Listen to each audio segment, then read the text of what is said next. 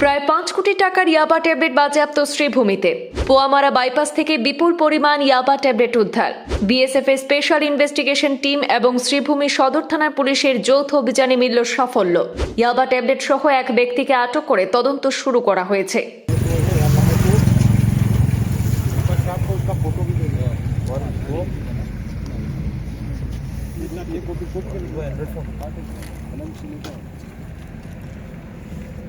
নেশা বিরোধী অভিযানে আবারও সাফল্য পেল বিএসএফ এবং শ্রীভূমি পুলিশ।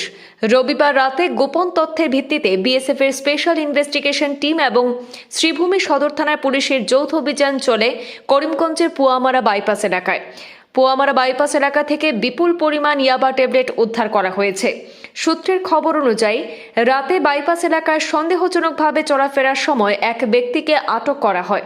পরে তার সঙ্গে থাকা কালো রঙের একটি ব্যাগে তল্লাশি চালিয়ে 25টি সাবানের বাক্সের মধ্যে থাকা প্রায় 6 কেজি 33 গ্রাম ওজনের মোট 50,000 ইয়াবা ট্যাবলেট উদ্ধার করেছে বিএসএফ এবং পুলিশ।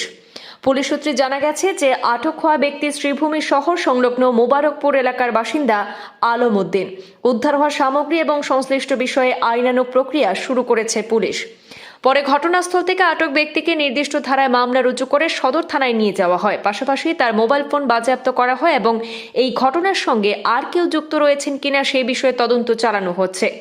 ধৃত ব্যক্তিকে সোমবার জেলা সিজেএম আদালতে তোলা হবে বলে পুলিশ সূত্রে জানা যায়। উল্লেখ্য, সীমান্তবর্তী এলাকাগুলিতে নেশা বিরোধী অভিযান জোরদার করা হয়েছে।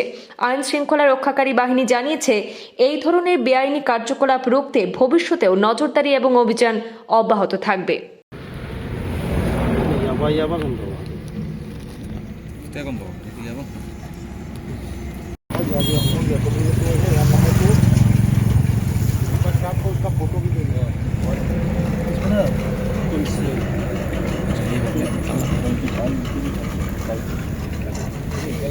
बात मिलेगा और Vivo mobile phone con bearing IMEI number